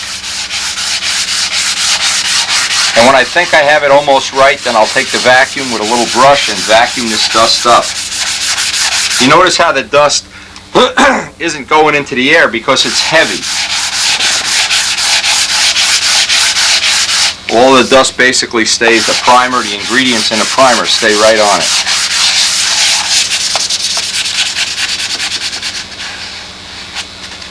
Anyway, really looking forward to breaking that Sato in, but I'm not going to do it in the pouring rain. And I've noticed Karen is not happy about the idea when I run an engine in the house, especially in the kitchen. Anyway, this is what, when you're sanding Brodak primer, you can expect just dust like that. As soon as I finish block sanding it, then I'm going to touch up those few areas with the putty and then put that aside to dry.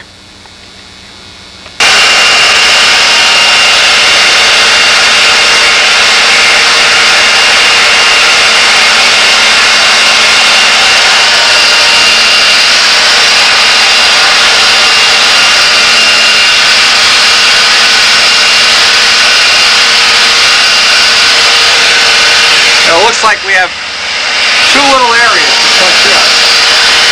The reason I'm vacuuming this up is I just don't want to breathe any of the dust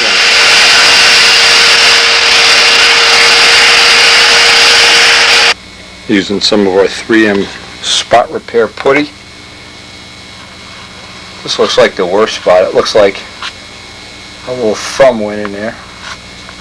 Now this will dry in about 20 minutes, but in this case I'm going to let it dry even longer. There was a spot up here. Two spots.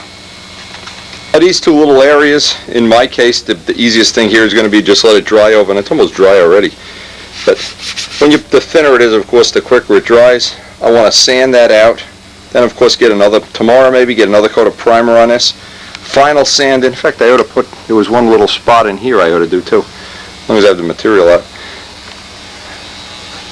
Anyway, and that'll be sitting for the next day, and then we'll give it the final sanding and polishing.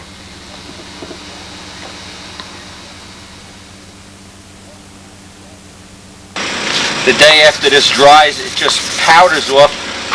You can just blow the powder away.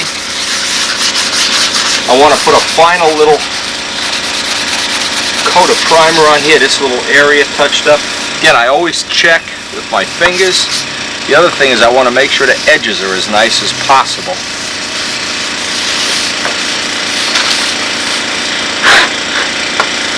Always good to do this outside if possible.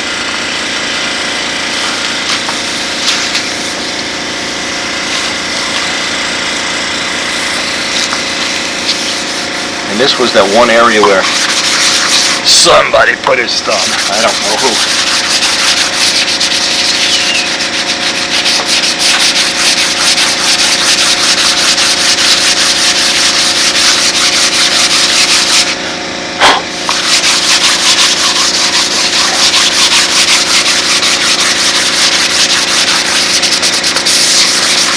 Now all I need to do here is just spot repair this.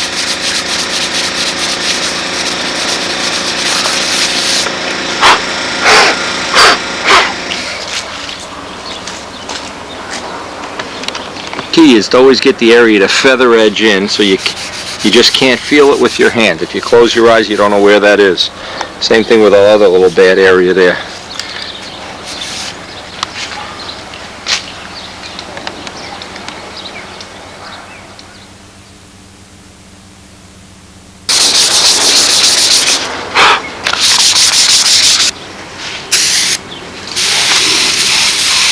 Just want to spot that in.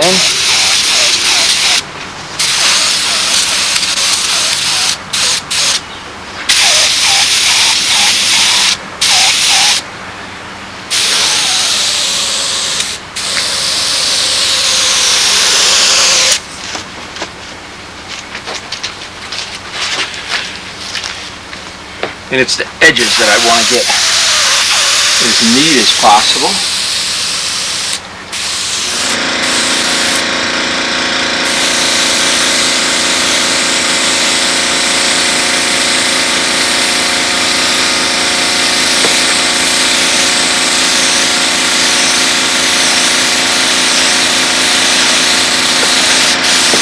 And then the next thing is we're going to put this aside to dry overnight before we do any more work on it.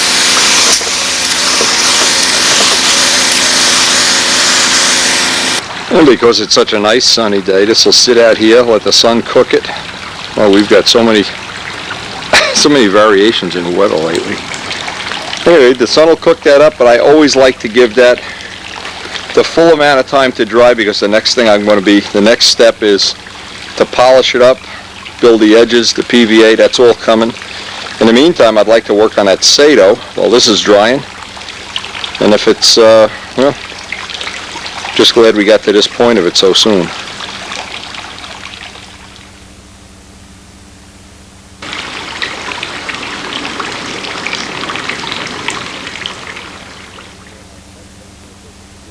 Now what I did, I broke down and modified. I had to make a little modification here to my test bench, and I thought this would be a good thing to put on video. Since you want to be able to control the throttle somewhat while you're starting and running, one of the things they tell you in the beginning is not to let the RPM go over 4,000. So obviously, you know, we'll run it at part throttle. One of the handy things about having a throttle, you can control it. The rubber on the wire, and this is a real handy way to do it since it holds the tank in place. If I need to shim the tank, I can move it up and down and whatever. Anyway, the only thing I want to do, and I realize they don't do at the factory, is seal these with that sealer that we have, and then I need to get a prop for this. This, by the way, is a kind of a nice muffler that's on here. You want to seal that up. Any further, there's one thing major, and I count this as not a little minor thing, this is a major thing. Of course, they have the double locking nut like all 4-strokes, all the ones we've tested do. But again, they give you a washer. I don't know why they do this. And it has no serrations on it. So before I even run a break-in run, and boy, this is a very important thing to do. See how smooth that is? Well, you mount that up on a prop. See, what I want to have is serrations like that. Any kind of serrations. This is that prop that we modified, by the way. I use that for a break-in prop now. They recommend a 14.8, if you can believe that, for one of the events. What I've done with an engraving tool, $9 engraving tool, or you can do it with even rough sandpaper, but to roughen that edge up to where it's very rough. Very, very important, especially on 4-strokes. Now, the other thing I want to do, I want to get some of that sealer, pull the whole exhaust system off and seal all the joints with that silicone. Highly recommended. I mean, if you're going to tighten this with this is a metric wrench, by the way. I have to go get some metric automotive tools. In the meantime, we use an adjustable. This is the one thing that on a 4-stroke, no matter what, you had better make this tight. This had better not be done with one of those little baby 4-way wrenches. You're going to be eating a prop, or your neighbors be eating a prop or something. Anyway, maybe we'll get this run in a little bit before we go up to the field. I just want to make sure everything's in order. Now they tell you, run it slow in the very beginning.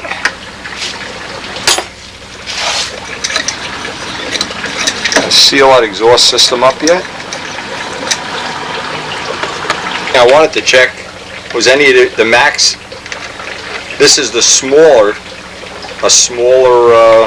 thread size, and it may be even metric, I don't even know. But so we know the first thing is we can't switch exhaust systems. That's not a big deal since it looks for all purposes like we're going to be using the ones that come with the engine. But I want to get this product on all the threads before I run the engine. Real easy to do with, and there's no way to make it pretty. You give this about 5 minutes to cook off. Put it on both sides, of course.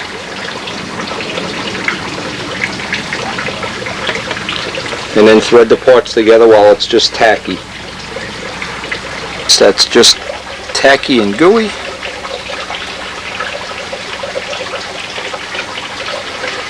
And before it dries, okay, now I know I can back this off.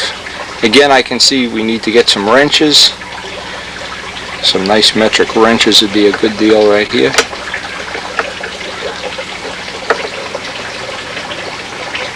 Now it's good and gooey, so still gooey. Now it's bottomed out in the engine and it's bottomed out here, so can pretty much, and I'll do the same thing up on the other end here. So the exhaust system's sealed up, the carburetor is set right about in the middle. We'll start using the glow plug that they give you with the engine, which I don't know what brand it is. Get a paper towel and clean up all this stuff while it's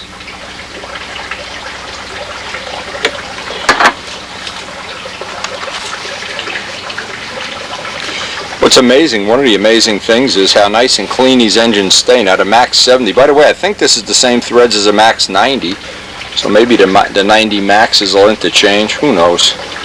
That part of it, we're probably going to ultimately wind up making our own exhaust system for the Typhoon, and or getting Jim Tishy to volunteer, since he makes 4-cycle headers for a living.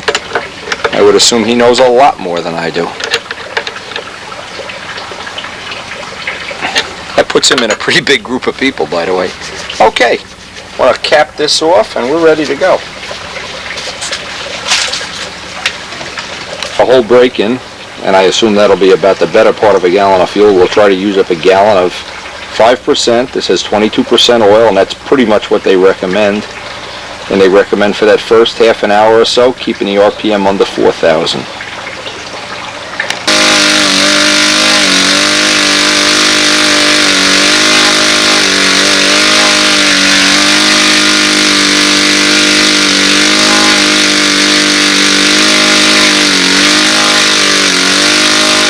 Want to keep it running rich and slow for the first run.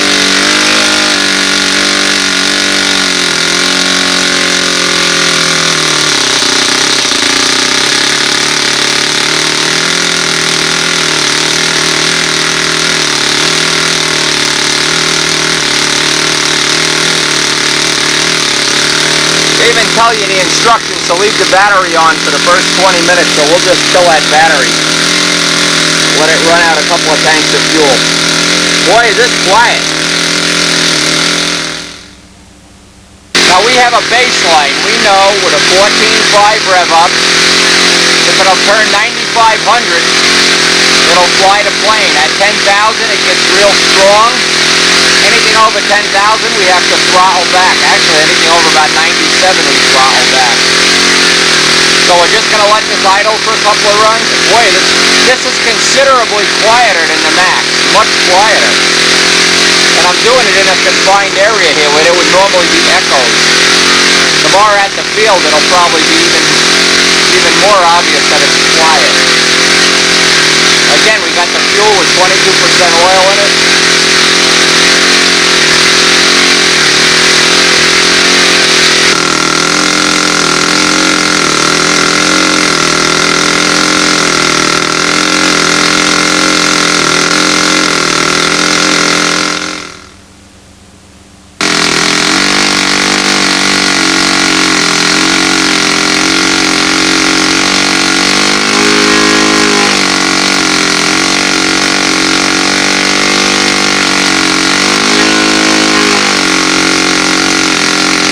The motor is so quiet I can hear the rocker arms. And this is one of the things I'm really striving for, is to have a quiet, relatively quiet, well, we're going to find out. Once we get an hour or two on this, we'll open it wide up, see if we have anything like 9,500 on that prop.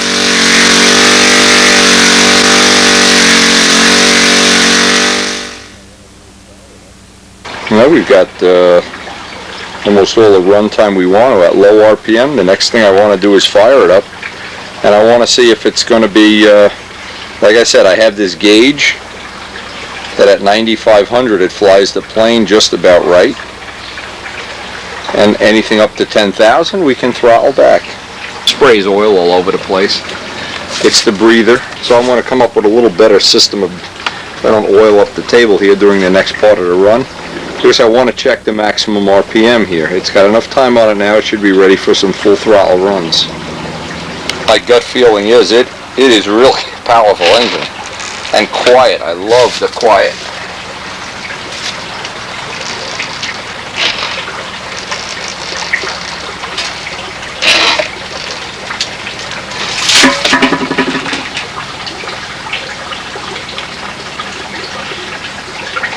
Again, having that little database on the 14.5 rev-ups allows us to kind of, in some ways, pre-tune this. In fact, we could actually set the carburetor at the point that would run that RPM if we want it to be cute. But since we're going to retrofit another plane with this engine, as soon as we get the runtime, I'm excited about this. And this is still a glow plug that comes with the engine.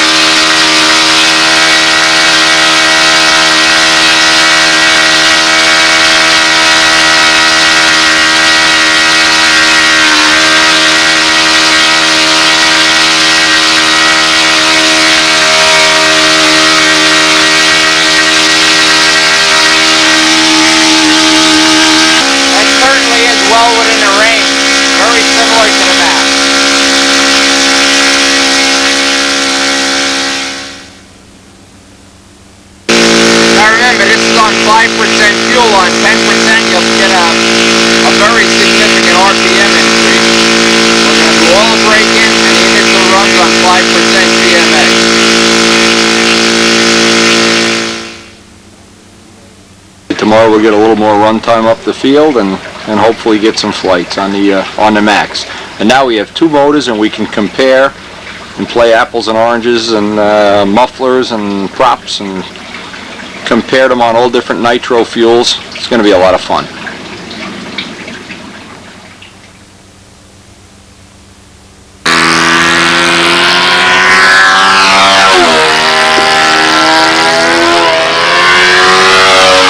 Today, one of the goals we had was I have some of the Merlin plugs, the Merlin 4-stroke plugs that John Lowry sent.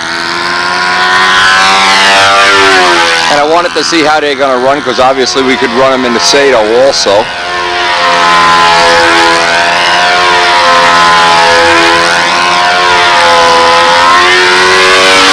So what I'll do, I'll get Mike to fly a couple of flights and just get the needle reading relative to the max plug. It looks like this might be a little hotter, but it's cold out. Ah, Mr. Merlin has disappeared. Anyway, these are from John Lowry. If anybody out there is looking to test them, just give John Lowry a call. This is the coldest it's been here, so I'm expecting we may even have to, now heaven forbid, re-needle a plane. I have to go out and richen a mixture up here a little bit. Yeah, we're going through his own air and everything. Okay, we'll just use this for a couple of warm-up flights. And we'll know after a gallon and a half of fuel if the Merlin plugs are going to work out for us. He's never seen a good way to preheat your engine on a cold day. It gets a little cold here in Jersey. Mike brings out the torch to preheat the engine. Actually, what we're going to do once or twice a year, we have to get the castor oil off the field. When I crank this up, you probably won't be able to hear your voice. Fire it up. Whoa! Holy mackerel! Oh, I'm impressed! Woo!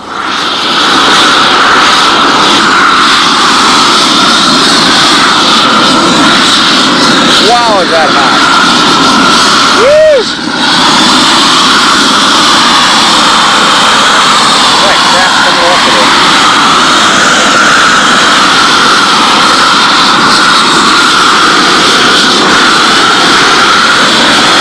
Hey, my shoe's on fire! What are you doing?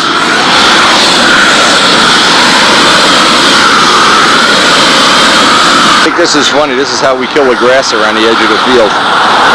Look at this pile of stuff. Don't step in it. Holy crow. All right, Andy's got the tip of the month now. You guys that have lots of money to spend, you know, and can't find things to do, the Hans Mini Mill. Haas. Yeah, see, it's a compact CNC. Wow, look at this. Check out And that price. at one low price, $29. Okay, guys, chip in. Oh man, I'd love to have that in my garage. Let me tell you something. Bell cranks, engines. Engines. I made this like 6 months ago. Oh. But you machine the whole thing, and then the pieces break off. Oh, cool. Then all you have to do is deburr it. Yeah, yeah. Oh, that's nice. Maybe I can hire you to work for me. Maybe we could just put you in slave chains or something. All right, you got the Tucker here? I'm judging tomorrow, so you guys better have some respect. Uh-oh, Andy's getting cute. No, Andy's not afraid. Who cares? It's Wendy's plane. Wendy's motor. No, it's Bob Dixon's motor. Anyway, we have a nice, clean, oil-free environment here. We took about 8 gallons off of that field. And we're still in totally dead air.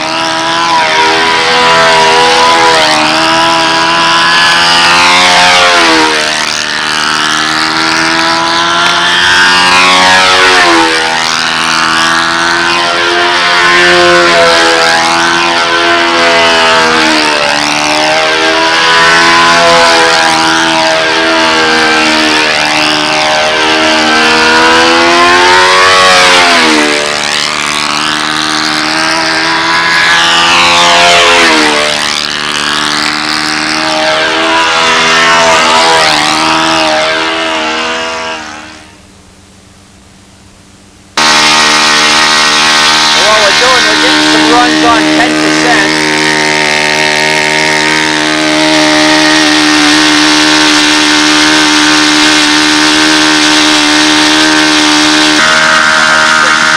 The Brodak Candy Apple Test Plane.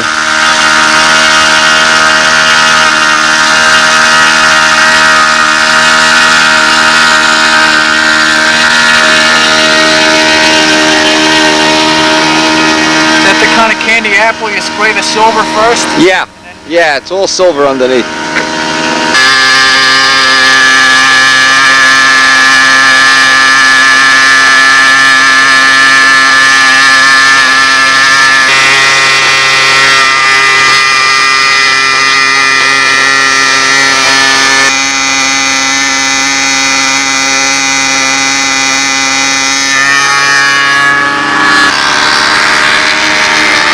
Mike Kajeski. For a new guy that's just learned the pattern, has never entered a contest yet. Learning at a very good rate.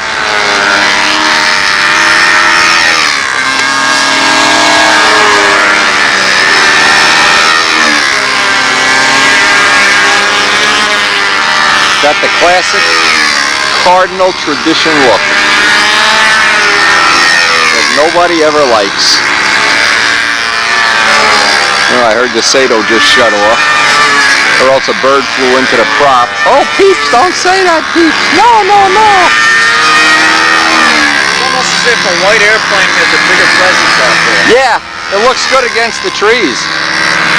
It looks nice when you're flying it, though.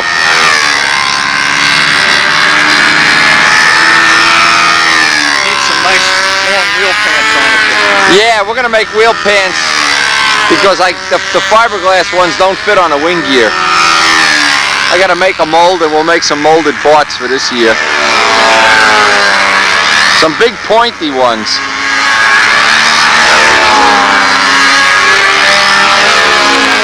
Flying it really good.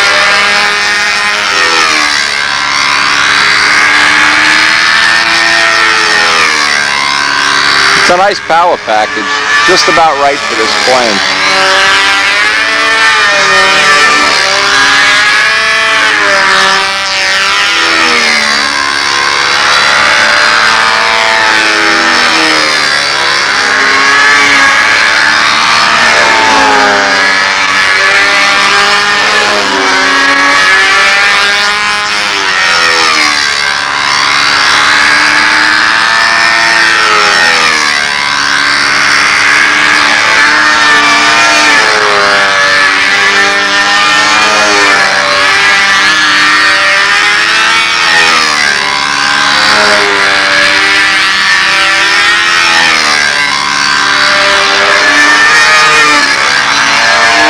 Anyway, tomorrow is our old-time stunt contest. I guess I've mentioned that. Old-time and nostalgia. The week after is Pampa classes, but I'll be at a wedding. So tomorrow I'll do my judging thing and my video thing, and we'll see what the guys have in store for us.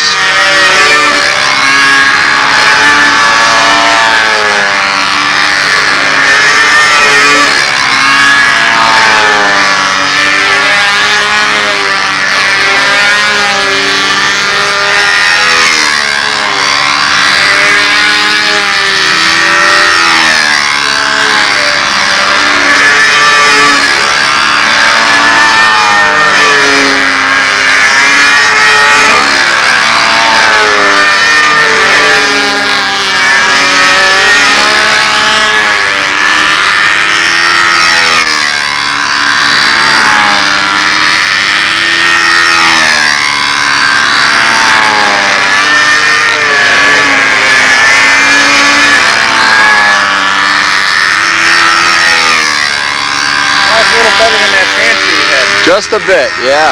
I think he's real happy with it. I got the wing mold almost finished. Yeah, for the carbon wing, to be the wing that's in this plane, too. Almost finished. The primer, the last coat of primer is sitting in the sun drying as we're out here.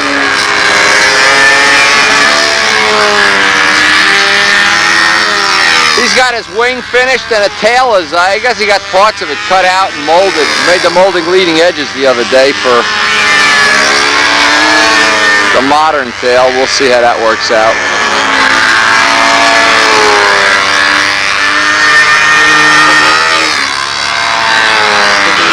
Well, another good day. We got the contest, and we need to get back and get that Sato shoehorned into a plane, either the yellow plane, which choice one would be the yellow plane, or make it that I could just take the motor in and out with this. I have both choices. Andy Urethane is double star 40 flying up a storm here.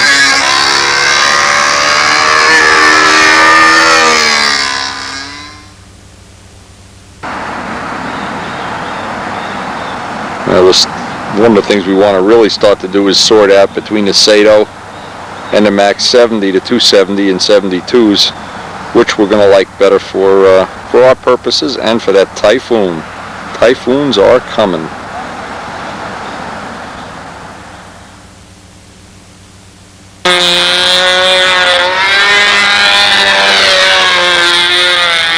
And we'll see you on the next tape. The end of another great. Well, we're at the end of this flying season, that's for sure. I think there'll be many more days like this. And we'll be judging tomorrow, so may not get any prime video.